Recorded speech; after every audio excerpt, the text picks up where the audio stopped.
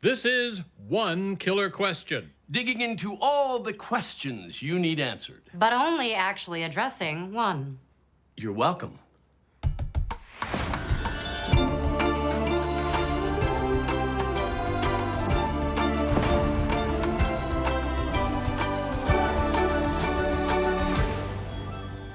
Hey, and welcome to One Killer Question. I'm Allie Stroker. Mabel, Oliver, Charles, what do they all have in common? Poor relationship decisions.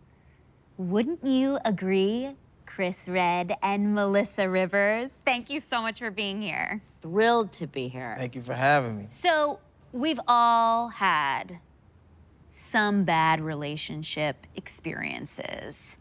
Define some. Because I fall into perhaps of many. That's the category I live in. Yeah, I live in a category called, I broke up with you, but you're standing next to my bed when I wake up drunk. Oh. And I smelled you before I saw you. That's not good. Nah, it wasn't good. I survived, though. You know what I'm saying? She's doing, I don't keep up with her. You know, listen, we've all had those moments. What do you think about Charles pursuing a relationship with Jan, who's in prison? I think it's kind of like the best of both worlds. Like, you don't have to worry where the other person is because they're incarcerated. So, you know, I'm seeing that as a relationship plus. Yeah. I mean, you don't have to worry. Yeah, I've known so many cousins who have dated people in jail. And they're like, oh, they're strong and they'll kill for me. But I've never seen somebody date somebody that will kill you. Yeah. You know what I mean? So that's that's a twist on it. I just like to turn their heads on dating dating from prison. You know what I mean? But wait, you've clearly never been married. Nope. You could easily try and kill somebody, perhaps accidentally. Oh yeah. Yes, I haven't been married, but my parents have been together for over 40 years, and so there was a point where they didn't even talk to each other directly, only through us, and we don't live with them.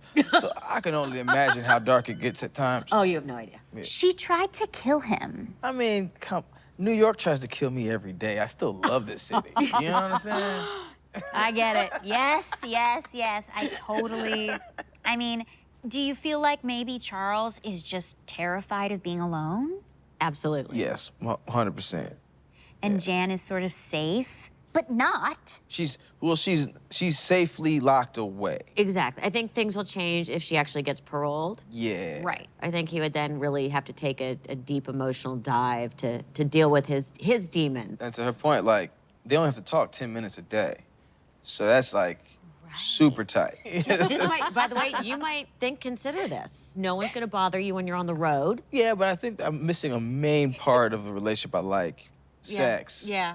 Okay, Chris, which character has the worst relationship? Well, I think Oliver has it pretty tough because he has 3 different relationships in one. He has the Teddy of it all, and his late wife, and then he has his son who might not, you know. So then it's like, what do? Do you keep letting him just walk in the house and come over, or you just like go upstairs where your daddy is? Oh no, you can't do that. I know that, but what if he did? You know what I mean? And then he has his own ego, his relationship with his own ego, and how that would bruise his ego and who he is. So I think that's pretty tough to figure out. Absolutely. Like, are you aware of it and just not paying attention? It was crazy because you find out he has this superpower to read people. Yeah. But he's not reading the biggest story in his life. You know what I mean? Or is he so aware of himself and his sort of performance and all these things that he doesn't notice? Yeah. Right. It's hard to tell, but your heart kind of breaks for him Yeah. as he know. finds this out. And I mean, all 3 of them are attracted to liars. And specifically with Mabel, I mean, I love this new relationship because it's like unexpected, but it's Alice. And Alice has demons. And compared to Mabel, Right. she's light and, you know, well balanced. Exactly. So I think that's part of it too. But ooh, I don't. Something about Alice is creepy. I know, and like Mabel's reserved a little bit, and Alice is a little bit artistically reserved, and so maybe they see eye to eye in that way. Yeah. But you can just tell Alice is lying, bruh, like about something. Do you think Mabel wants to be like Alice? Ooh, Oh, that's ooh, maybe that's deep. Maybe so. Can Mabel draw? Yes, Yeah, Mabel she's can a painter. Uh-huh. Yeah, she's a painter. See, yes, we putting it all together. I get this sense from Mabel that she is trying to escape her reality, Right. her past, and she wants something new. And Alice is something that feels familiar but different. She has this whole crowd downtown. She's part of an artist collective. Alice doesn't judge her. With the first video that she sends to her, she's like, she knows everything that Mabel's going through, but she's not like judgmental about it. She's like, yeah, you know, it happens.